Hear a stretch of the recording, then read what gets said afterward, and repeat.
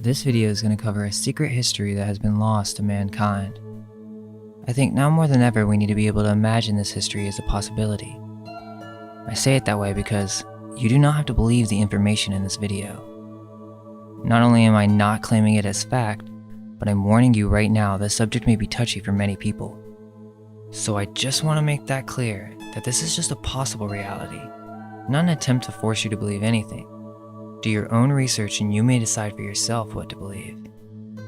We have a specific education that is designed for us, and many of us associate crucial parts of this education with our personality. There's nothing wrong with that, but unfortunately, the rulers that be have a specific agenda at play. This video is not to invoke racism in any way, shape, or form. The purpose is to throw it out, in hopes that it may be useful to all my brothers and sisters, regardless of skin color, that we may see past the boundaries of race or ratios, for we all share the same life that is light. We have been fed lies in order to keep one thing consistent: identity crisis. This was by design, otherwise, why have we not heard more of the true origin of the name of California? It is named after a magnificent black Moorish queen. By Moor, I mean indigenous enlightened melanated peoples. I don't think our current culture can truly understand how enlightened the indigenous races of these lands were. The prevailing American culture in the youth today revolves around demeaning women, money, and the lust for power. Our ancestors would not only be embarrassed, but disappointed in how lost we have become. Specifically, the indigenous Moors inhabiting what was left of Mu, or what is known in the Spanish legend as the island of California, were known for their grand psychic abilities. The females ruled as their psychic and mental abilities were far superior than the males. They were master shamans as they could navigate between realms at will, something our modern culture can't even begin to comprehend. The closest topics that we have is dreams, astral projection, but these concepts still don't fully explain to the modern mind the full dynamic of what these ancient lands were like. We can imagine it, but we prescribe that to the realm of fantasy. How do we know this? Well, this tale comes from a Spanish fantasy novel from the 1500s from our modern mainstream timeline, Las Surgas de Esplandian by Montalvo. It is said to be ancient legends, and most people at the time even believed it to be true. Here's what mainstream history says. The Adventures of Esplandian is the fifth book in a series of Spanish chivalric romance novels by Garcia Rodriguez de Montalvo, which began with Amadis de Gaula, an even older series. Even Hernan Cortez, who would conquer the Aztec Empire and name the state of California, believed in their legends. I want you to pay attention to this symbol as it will be important later. Bernal Diaz says, quote, "We were seized with admiration and declared they seemed like the castles of enchantment recorded in the book of Amadis de Gaula, grand towers, temples, and edifices that seemed to rise from the water, and all these were constructed of stone and mortar. Some of our soldiers said they could not be sure whether they were really seeing this or were dreaming." Now, I have to start this off as if you've never watched a video on this channel. However, there are more videos on the channel that break down the lie of history if you wish to see it explained further. This is more of a sequel to the understanding that our entire history is a lie. Many have heard of the theory of Tartaria by now, but in short, the history we are fed in the education systems are a falsity. A lie designed to keep us enslaved. Enslavement through identification crisis. They have taught us to identify ourselves with monkeys, that all human beings originate from Africa, that we evolved through fear and survival, as our consciousness mysteriously forms through some type of physical means. The origin that we are given, of course, is but a random explosion of nothing. They then give us false, soulless history. But many of us know that there's something more. Deep in our subconscious, we know the stories of Atlantis and advanced ancient civilizations. It's a part of our collective memory. We are taught that we had a linear progress of evolution when the truth of the matter is that there have been multiple cataclysms in the past. We know of this too. Everyone knows of the story of the flood. It is the most known story in the world. That kind of trauma would never go away within our psyches. Yet, that would mean that we de-evolved. That we were once great nations who had achieved peace and saw past the boundaries of race ratios. We developed advanced spiritual practices and had truly reached the golden age. Many technologies existed that would be hard for the modern man to imagine possible. In this day, we have lost our sovereignty. our minds, our sense of divinity. We have been fed materialism from our birth.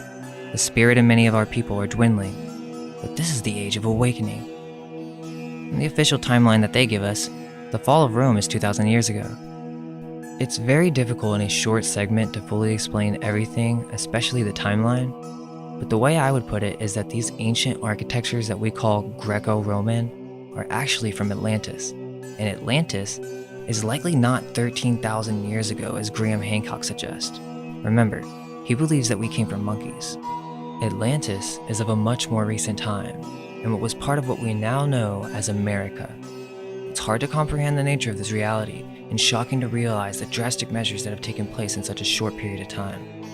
Many scholars in the modern day have tried to create a new timeline, such as Fomenko and Isaac Newton. The origin of our modern timeline comes from a man named Scaliger. This is where we get our mainstream timeline, but many debate that this is a falsity created by a specific religious group. This group falsified history in order to make it seem as if they have the most ancient religion. The first hint that we see to this is Origen versus Celsus, in which Origen argues for the antiquity of the Jews. It's obvious out of this piece that Origen is purposely concealing the secret history of the Hyperboreans. Now, another piece of the puzzle that you need to understand is the Phoenicians. Very important. In our administered history, they date the Phoenicians to about 5,000 years ago, but this group is actually of a much more recent time. Earlier, I mentioned to pay attention to the symbol with Hernan Cortez. You will see these types of symbols everywhere, on the only remaining maps, famous characters that we are fed such as Scaliger. This symbol is the secret symbol for the hidden new rulers, the Headless Knight. The Phoenicians dominated from the eastern Mediterranean to the coast of Africa, all the way to Spain and Northern Ireland in mainstream history. The confusing part about all of this is that history mixes the group that survived and took over the world, the Catholic Jesuits, with the ancient races that once existed in these lands. These were mixed cultures. The cultures that existed arose from the two ancient god races, the ancient Hyperboreans and the ancient Lemurians. There are obviously more layers to this, so I'll try and explain. The original white people that we have in history are of the Aryan or ancient Hyperboreans, who were fair-skinned with red and blonde hair. Their homeland is in ancient Ibernia in the far north. For black people, the most ancient depiction comes from ancient Irish legends, the Fomorians, a great civilization of great stature who had grand occult abilities. From Donnelly's Atlantis, quote, "The Fomorians were from Atlantis. They were called Fomoraic, Fomorag Afriic, and Fomorag, which has been rendered into English as Fomorians. They possess ships, and the uniform representation is that they came, as the name Fomorag Afriic indicated, from Africa. But in that day, Africa did not mean the continent of Africa as we now understand it. Major Wilford, in the 8th volume of the Asiatic Researches, has pointed out that Africa comes from Apar, Aphar, Apara, or Aparica, terms used to signify the West, just as we now speak of the Asiatic world as the East. When, therefore, the Fomorians claimed to come from Africa, they simply meant that they came from the West, in other words, from Atlantis. Now, it is said from these ancient legends that the Fomorians were a warlike race, and that they caused great havoc in the world. These are the times when Atlantis was beginning to fall. War was happening constantly. From Donnelly's Atlantis, quote, "The Irish annals speak of the Fomorians as a warlike race, who, according to the annals of Clonmacnoise, were a sept descended from Ham, the son of Noah, and lived in piracy and spoiled other nations, and were in those days very troublesome to the whole world. Were not these the inhabitants of Atlantis who, according to Plato, carried their arms to Egypt and Athens, and whose subsequent destruction had been attributed to divine vengeance invoked by their arrogance and oppressions?" Quote, "The Fomorians were a civilized race. They had a fleet of 60 ships and a strong army. They were basically ancient sea pirates, and some were giants, up to 12 feet tall. They were one of the first explorers of Ireland before the destruction of Atlantis." Quote, "They possessed Ireland from so early a period that by some of the historians, they are spoken of as the Aborigines of the country. The first invasion to the country was by the Basque people, or the Atlantis settlements in Spain. Many of you may think that this is fantasy, but this is common knowledge in mainstream history. How many black people today in America know that Ireland is an integral part of their history? Not many. Quote, the Fomorians defeated Partholon's people, the Basques from Spain, killed Partholon, and drove the invaders out of the country. The next invader to their dominions was Nimhid. He captured one of their fortifications, but it was retaken by the Fomorians under Morc. Nimhid was driven out of the country, and the Atlanteans continued in undisturbed possession of the island, the Fomorians, for 400 years more. Then came the Firbolgs. They conquered the whole island and divided it into 5 provinces. They held possession of the country for only 37 years, when they were overthrown by the Tuatha De Danann, a people more advanced in civilization. The Tuatha De Danann were the Hyperboreans. They came from what we call the North. Now, there's even more history that we don't know. This is from the timeline where most knowledge was destroyed. All we are left with is oral legends. We do have authority on this legend as it is quoted in the Book of Ballymote. So what else do we have? Well, we have legends of ancient Lemuria, the ancestral homeland of black peoples. In H.P. Blavatsky's The Secret Doctrine, quote, there's a period of a few million of years to cover between the first mindless race and the highly intelligent and intellectual later Lemurians. Now, before we continue, let me just say that I don't agree with her timeline or completely concur with her views on the Theosophical Society. According to the story, she obtained this information from an ancient book that she had access to that is not exposed to the public. Quote, Madame Blavatsky claimed to have seen a manuscript of the Book of Zion when studying esoteric lore in Tibet. She claimed this and other ancient manuscripts were safeguarded from profane eyes by the initiates of an occult brotherhood. Many of the lands of Lemuria still exist today, such as Australia, New Zealand, Madagascar, and even parts of America such as California. Quote, they, the Lemurians, built huge cities of rare earths and metals. They built out of the fires lava vomited, out of the white stone of the mountains marble, and the black stone of the subterranean fires they cut their own images in their size and likeness and worshipped them. The Lemurians were a spiritual race of black giants. They were a mix of Mongolian and black and had different organs according to Blavatsky. It is said that they had a physical eye on the back of their head, and that this degenerated into the now called third eye, and that they were the grand magicians of the elements. Quote, this is the reason why perhaps even Easter Island with its wondrous gigantic statues, a speaking witness to a submerged continent with a civilized mankind on it. This is why many aborigines from the lands around the Pacific Ring of Fire are of a dark complexion. The pure blood of black peoples come from this ancestral homeland of Lemuria. The remnants of this land is in California. The old maps show California as an island because Mu went through many stages. It began to merge with the mainland of terra firma as parts of the western coast began to sink. In the occult tradition, root races are basically different versions of the human body, in connection with different ages. The first root race was said to be completely ethereal. The second root race had more physical bodies and spawned in Hyperborea. The third root race, the form that we now truly recognize as human, existed on the lost continent of Lemuria. And the fourth root race developed into Atlantis. According to the occult tradition, this isn't all done simply by sexual reproduction. The first root race, the Polarians, from the center pole of our realm, were completely androgynous beings. This esoteric lore is prevalent through the Hellenes as we hear this from Plato.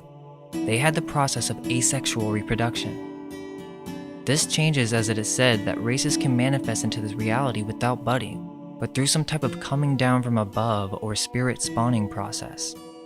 As these races developed from spirit and continued their progress through the ages, everything is being recorded into the Akashic records. This affects the next races to come in the coming ages. There were many colonies of Atlantis. We know of one colony today, such as the Olmecs, was a place where many cultures came and traded.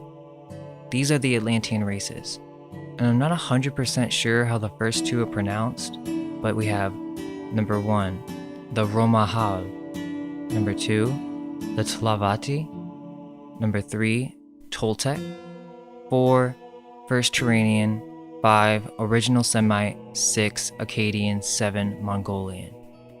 Quote, thus the first Atlantean races born on the Lemurian continent separated from their earliest tribes into the righteous and the unrighteous, into those who worship the one unseen spirit of nature, the ray of which man feels within himself, or the pantheist, and those who offered fanatical worship to the spirits of the earth, the dark cosmic, anthropomorphic powers, Saturn, with whom they made alliance.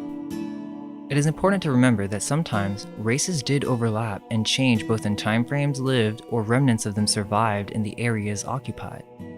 It should also be remembered that in some cases, a catastrophe was anticipated by the priest more in tune with higher energies, and many migrations into lands currently in existence took place before all of Atlantis was submerged. There was intermarrying not only among the subraces of Atlantis, but also with the remains of Lemurian subraces who had escaped before the fiery end of Lemuria. The first subrace, quote, "The Romahals were a dark race, their complexion being a sort of mahogany black. Their height in these early days was about 10 or 12 feet, truly a race of giants. But through the centuries, their stature gradually dwindled, as did that of all races in turn, and later on we shall find that they had shrunk to the stature of a fur-fused man. They ultimately migrated to the southern shores of Atlantis, where they were engaged in constant warfare with the 6th and 7th subraces of the Lemurians then inhabiting that country. A large part of the tribe eventually moved north, while the remainder settled down and intermarried with these black Lemurian aborigines. The second subrace, the Tlavatli, originated on an island off the west coast of Atlantis. They were a strong race, not as tall as the Romahal, with reddish-brown skin. They were a mountain-loving people who, along with the third subrace, the Toltecs, inhabited the western island which formed part of what is now known as the American continent. The Toltecs, the third subrace, stood about 8 feet tall and had reddish-brown skin, like the Tlavatli, but more copper-colored.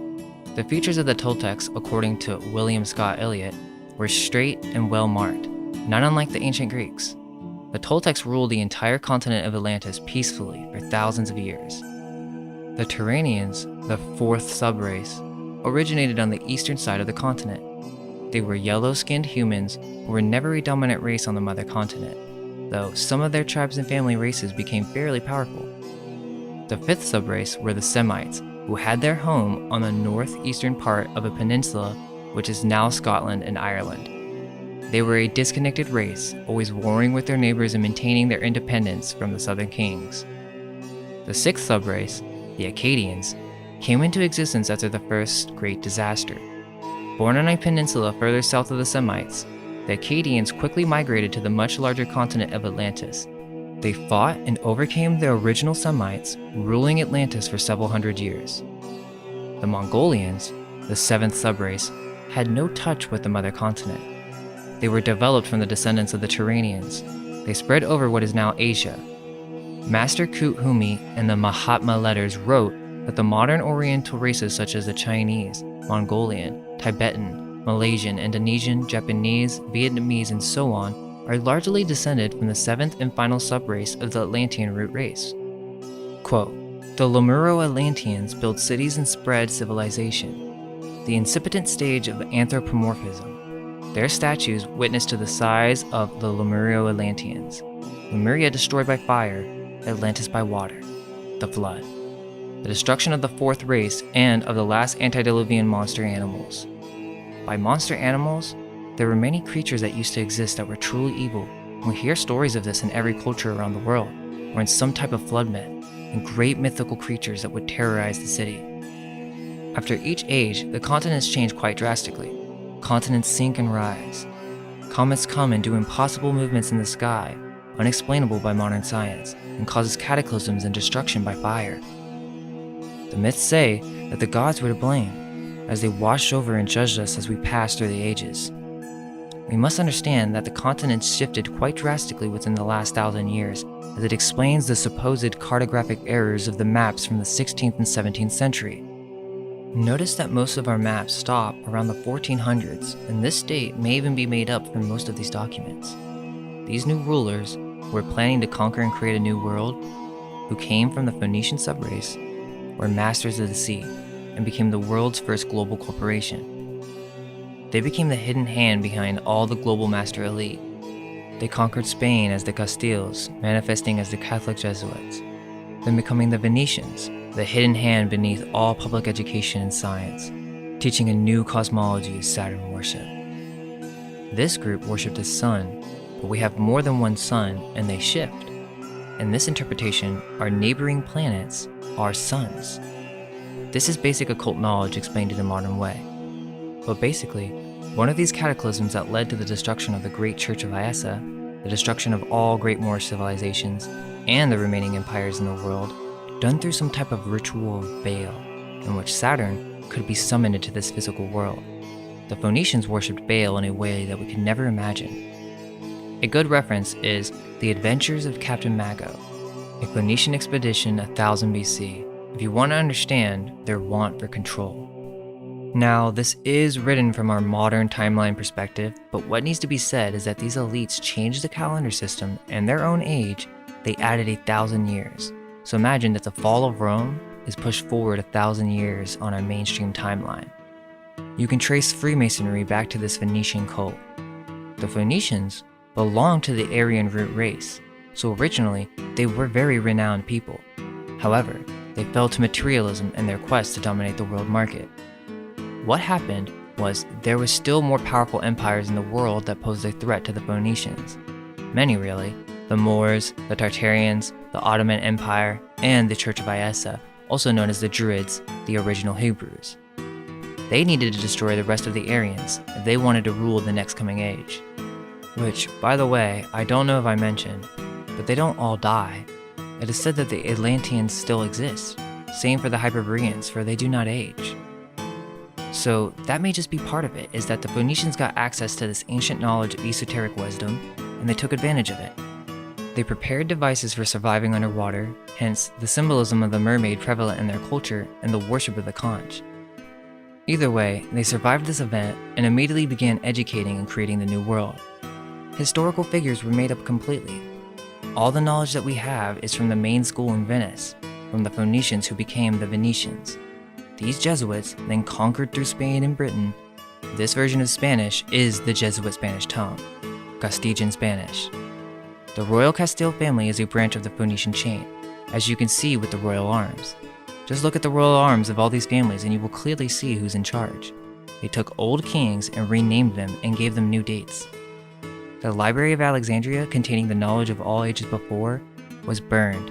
This group sought out the remaining knowledge in the world through the Knights Templar, burning the sacred esoteric knowledge of all the nations. In Plato's Timaeus, Solon, a Hellene, goes to one of the colonies in Egypt known as Sais. Based on its description, Plato presents the priest to be a darker complexion. These people are not exactly the purebloods from Lemuria, but a mixed race with multiple shades from dark brown to light brown, with slight variations of hue, mostly red, said to be descended from the Tolmecs. There may have been some who had the strong blood from the Lemurian race with a dark black with bluish reflection, but they are not from these lands. We will soon see that there are many different races of people who lived in these lands. From Plato's Timaeus, quote, "Thereupon one of the priests, who was of very great age, said, 'O Solon, Solon, you Hellenes are never anything but children, and there is not an old man among you.' Solon in return asked him what he meant. 'I mean to say,' he replied, 'that in mine you are all young. There is no old opinion handed down among you by ancient tradition, nor any science which is hoary with age. And I will tell you why. There have been, and will be again, many destructions of mankind arising out of many causes. The greatest have been brought about by the agencies of fire and water, and other lesser ones by innumerable other causes. There is a story, which even you preserve, that one upon a time, Patheon, the son of Helios, have yoked the steeds in his father's chariot, because he was not able to drive them in the path of his father, burnt up all that was upon the earth, and was himself destroyed by a thunderbolt.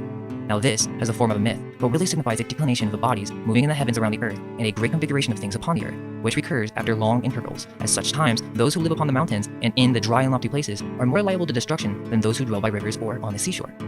Now for some context here, basically Solon took a trip to Sais and Egypt, and when Solon arrived, they greeted him with great honor.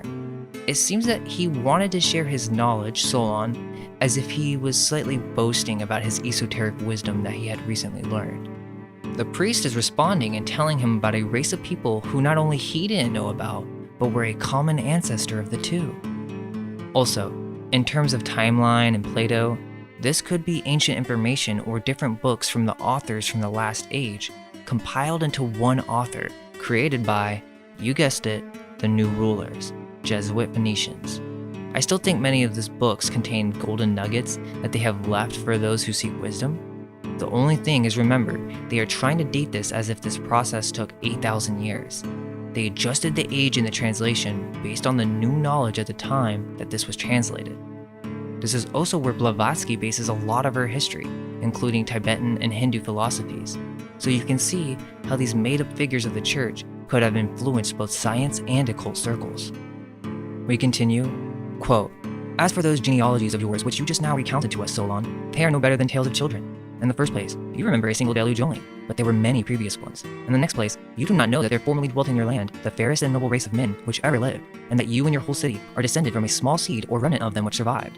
And this was unknown to you because, for many generations, the survivors of that destruction died, leaving no written word.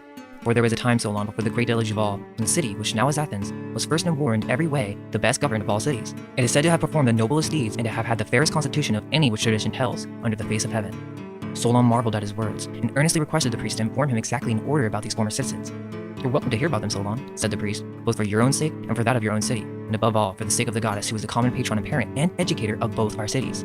She founded your city 1,000 years before ours, receiving from the earth and Hephaestus the seed of your race, and afterwards she founded ours, of which the constitution is recorded in our sacred registers to be 8,000 years old."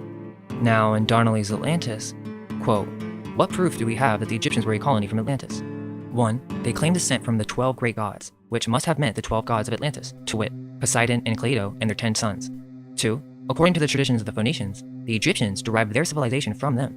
And as the Egyptians far antedated the rise of the Phoenician nations proper, this must have meant that the Egypt derived its civilization from the same country to which the Phoenicians owed their own origin. The Phoenician legends show that Mysore, from whom the Egyptians were descended, was the child of the Phoenician gods Amnias and Magus.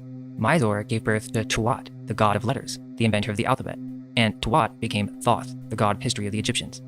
Sanchoniathon tells us that the Kronos, king of Atlantis, visited the south and gave all of Egypt to the god Tuat, that it might be his kingdom. Mysore is probably the king Mestor named by Plato. It was common knowledge throughout the 19th century that the Phoenicians were the predecessors to the Egyptians. This has now since changed in academic circles as they tend to try to hide this Phoenician group as much as possible. The reason being is because the Phoenicians is a cover name for a group of people who descended from the great Hyperboreans and established a priesthood in many of these lands after the flood. We know this in history as the Celtic race. However, the connection between the Celtics and Phoenicians is not discussed in modern academic circles. Therein lies the problem. The Phoenicians, or Phoenicians, were once a great race. This is the mother priesthood called the Church of Iessa that the priest Antimaeus is discussing. They came and instructed many of the races after the flood, re-establishing the common traits of civilization. The myths of white red-haired giant mummies are common from around the world. These people were hunted by this new group of rulers as well, for they wanted to destroy the pure bloodline of all races so that they could be the only race of God, creating a new bloodline. This group took over the original priesthood of Iessa, labeled them pagans, stole their history, and enslaved humanity and all other races.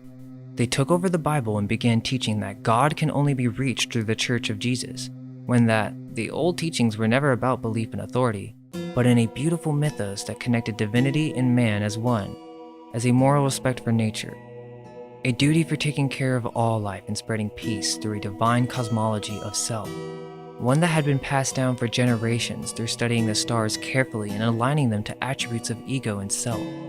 This is how astrology, or astrotheology, was passed back into the world after the flood of Atlantis.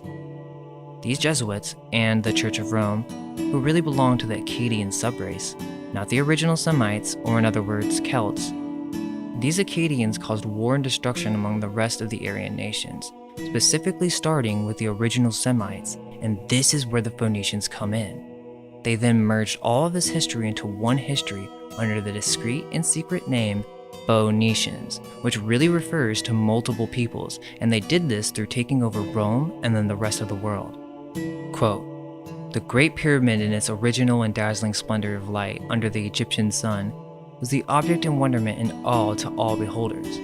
It surpassed in sublime grandeur any other monument or structure ever erected by man on this globe. It was considered the greatest of the 7 wonders in the ancient world. Its partial destruction and defacement by removing its upper part and capstone, and by stripping it of the outer casing of white stone, which gave it an aspect of dazzling brightness, leaving it in outward appearance bare and nude. silent and mute as to its mission, as a milestone without a figure. This has been a great loss to mankind. In its former glory, it was a mountain of light, a blaze of brightness, a symbol in the desert. It was a testimonial in living stone, bespeaking to mankind of their inheritance of a spiritual kingdom. At noonday, its lofty golden capstone seemed to be at one with the sun, uniting earth and heaven in eternal unity, a symbolic union of spirit and matter.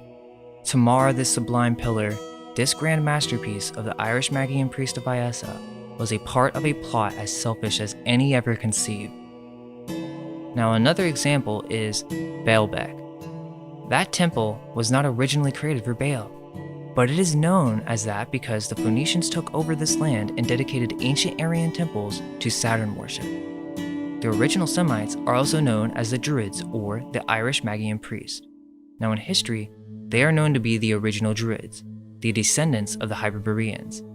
They re-established high culture after the flood and were known as fair-skinned with red and blonde hair. Now, that doesn't mean there weren't any black people who belonged to this church.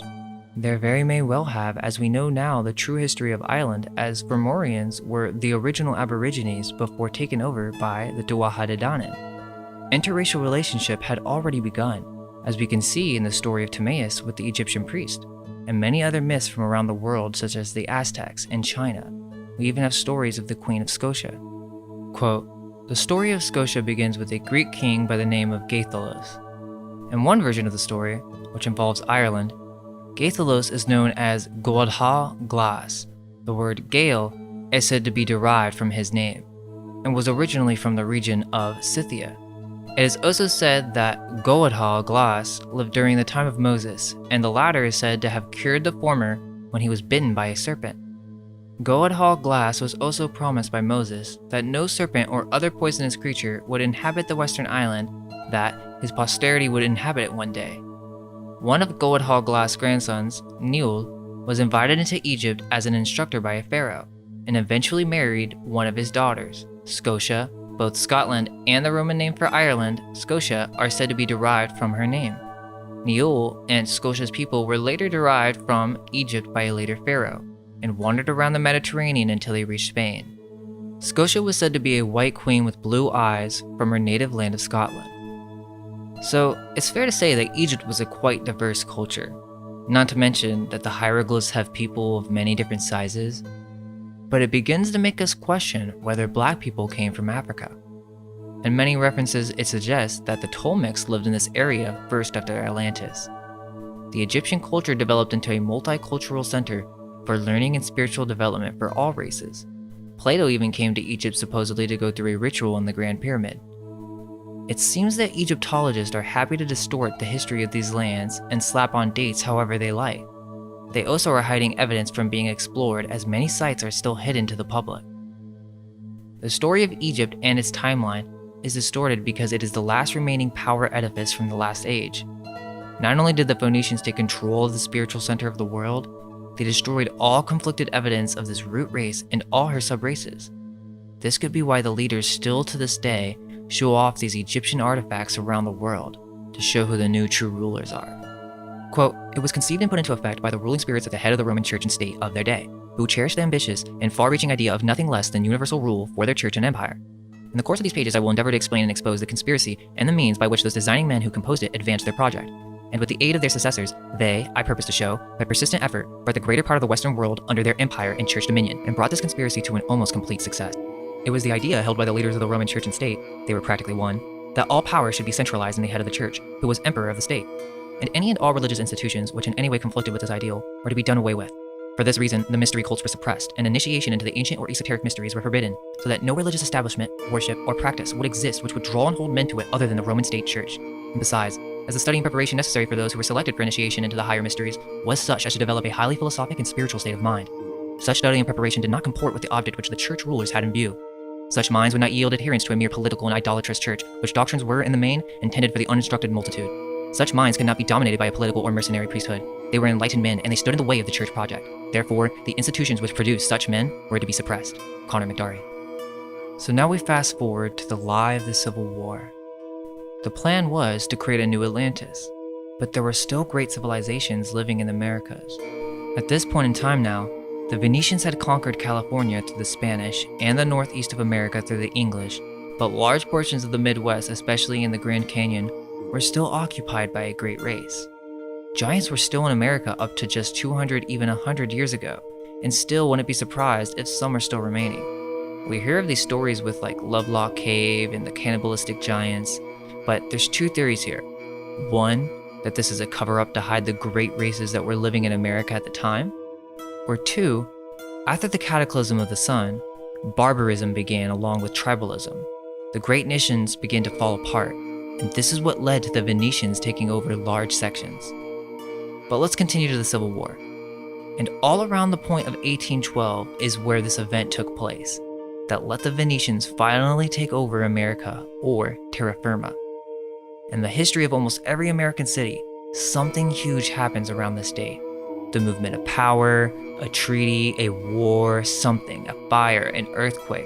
There was a huge event where the sun again disappeared and there was no summer for a few years. Now, throughout the ages, many cultures have made slaves of other races and or nations. It's happened since Lemuria. It did happen in America at one time during the fall of Atlantis, but the Aryan subraces did not enslave man, for they were noble men. The idea that slaves were brought over to America from Africa starts to become questionable. It wasn't until the 1812 period that the plan to rewrite history of America began, through the Jesuit empires of Spain, Britain, and France, in order to conquer the last remaining civilizations living in terra firma. They have you believe that black peoples, by the millions, were shipped from Africa to America, yet, if that were so, we would see well-preserved slave ships. But few are to be found, and their genuineness are to be questioned after learning about this secret history. This name, African American, was offered many times and always rejected by the natives to these lands.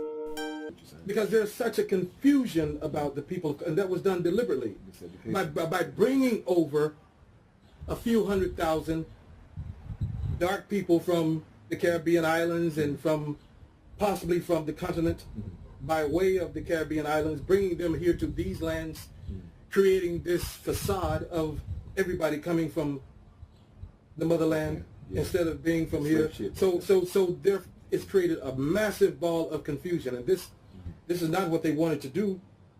They wanted to be able to solidify this, that the Negro and the black man, you're from Africa, accepted a long time ago, but it wasn't accepted.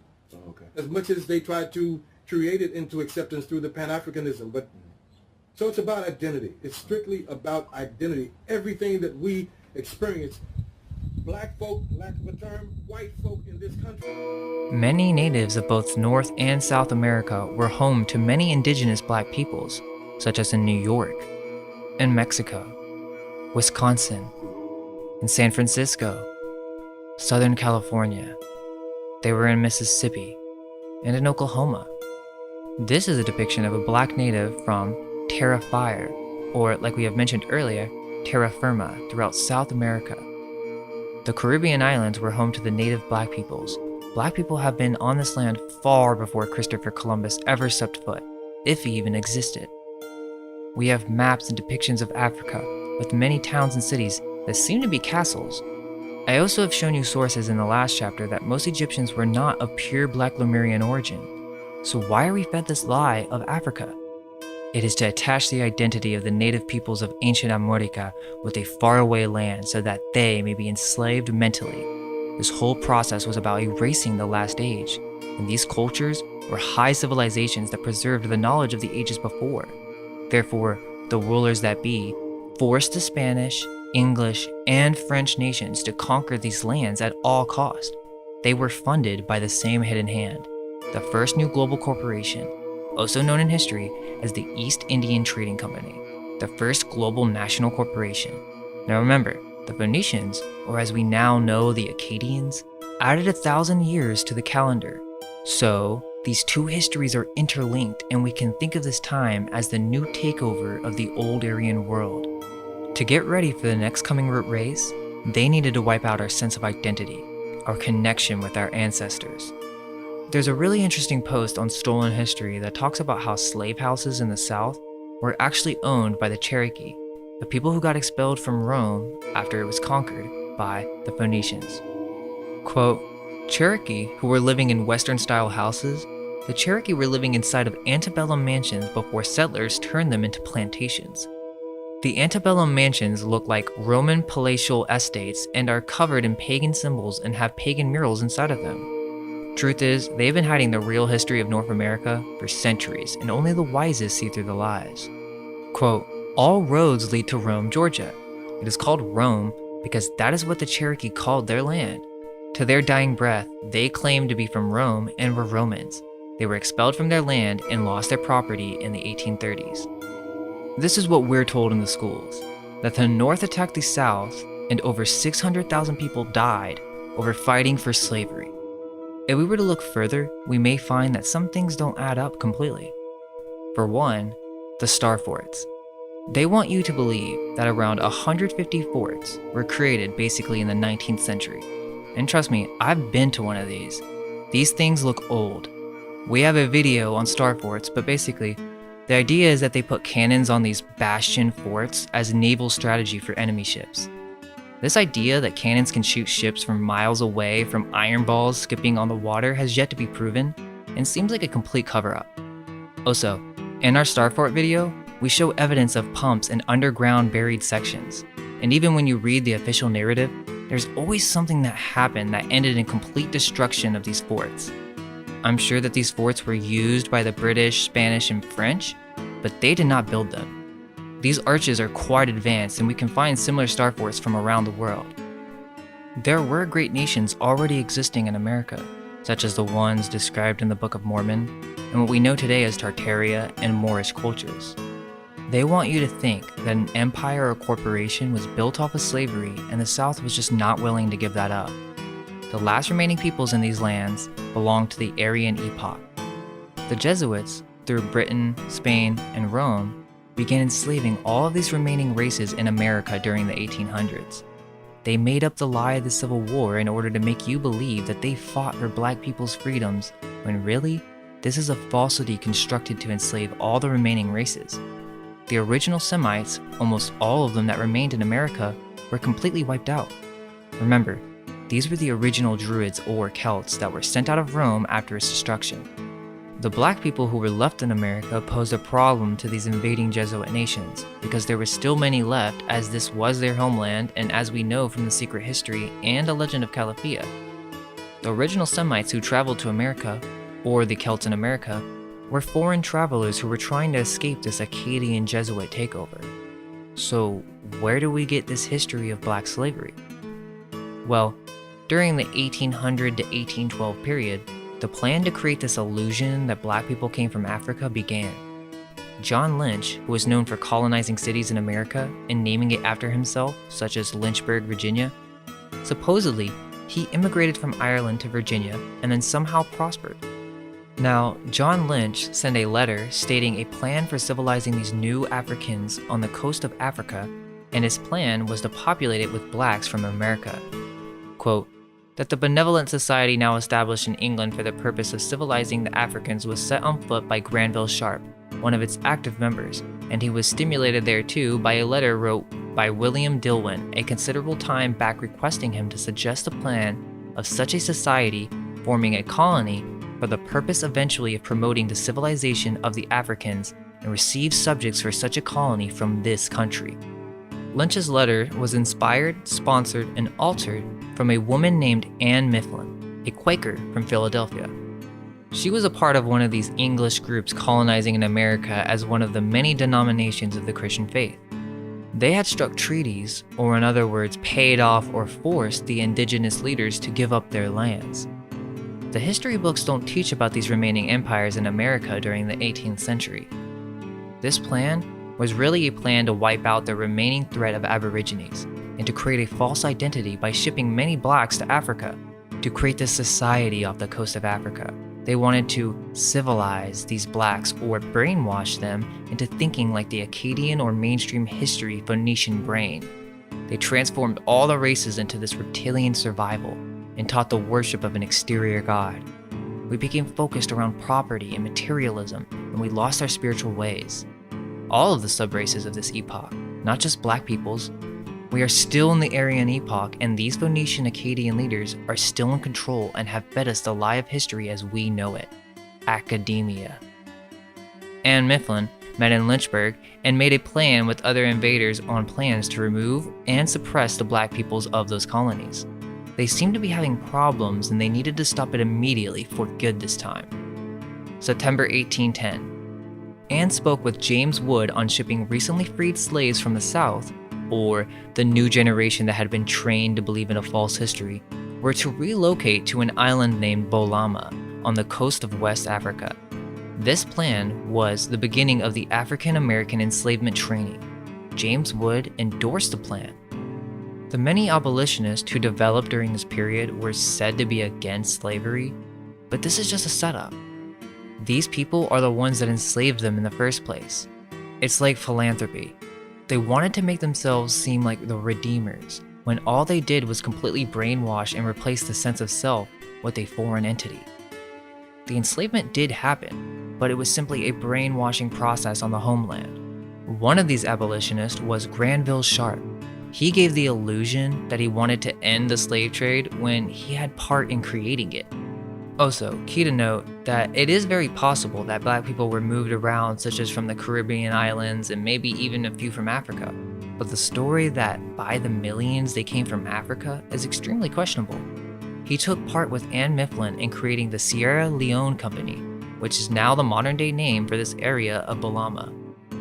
The Aborigines of these Lemurian Atlantean lands, now known today as America, were made slaves when the invading colonials arrived. These colonials themselves were brainwashed by the ruling church at that time. At this time, many of the people may have disagreed with what was going on, but through the funding of the church, manifesting as Spain, Britain, and France, these colonials devised a plan of entering terra firma and conquering the rest of the Americas. Spain knew of these lands before Columbus. That was the point of bringing up Calafia at the beginning. The Amethyst of Gaul legends go back to the 15th century or even earlier, supposedly. Thomas Jefferson did reply to this plan by Anne Mifflin and said that this would be the most desirable measure in which could be adopted for gradually drawing off the black population. He endorsed it and thought that it should be the highest priority for the United States to make an establishment off the coast of Africa. This plan was well received by the rest of these forming new colonies in America, and the plan began to remove and indoctrinate the remaining population of the Aborigines of this land. These abolitionists from the North did not care about black people at all, and that's another reason to consider why the Civil War is simply a farce. Common for his times, Jefferson believed blacks were inherently inferior to whites and thought it was best the two races remained segregated. Now remember, all these groups, the Spanish, the English, and the French, all spawned from this original Phoenician, Akkadian, Canaanites, worshippers of Baal, and yes, they were extremely racist towards all colored races. However, that wasn't always the case, for these are not the true representation of white peoples.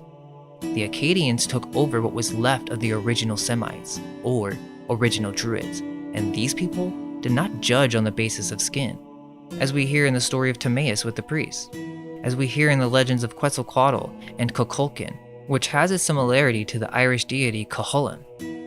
I say that because it is time that we drop this idea that the colors are superior to another, or even the idea that we should forever remember that we were once victims.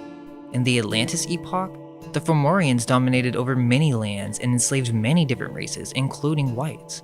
It has happened between different races of similar colors. This is simply the evil of mankind. But there was a golden age of Atlantis, where different races found peace, and the only pursuit was of the mind and spiritual intellect. It was the passion of almost all her people, red, yellow, black, and white. So the only way to find a solution is to see the problem clearly. Identity crisis. Even beyond the colors of our skin, many of us were given false histories, and our homelands were forgotten. But on a greater scale, our spiritual identities were lost. A new age began where we forgot about our own structures and architecture and the very cities that we now currently all share in America. The colonials did not build these cities. The groundwork for all major cities was built upon an existing civilization. That is the secret that has been kept from our education, in order to enslave mankind under an exterior god. the god of materialism and death, Saturn. Thank you for watching. We send this video out with love and passion. If you feel that you disagree, simply don't watch it or help educate us. These times are truly confusing. We wish you all the best on your journey, and all we can hope is that our minds may be unveiled. Let go of everything you think to be true. Relax the mind and ask the question, do I truly understand what this reality is?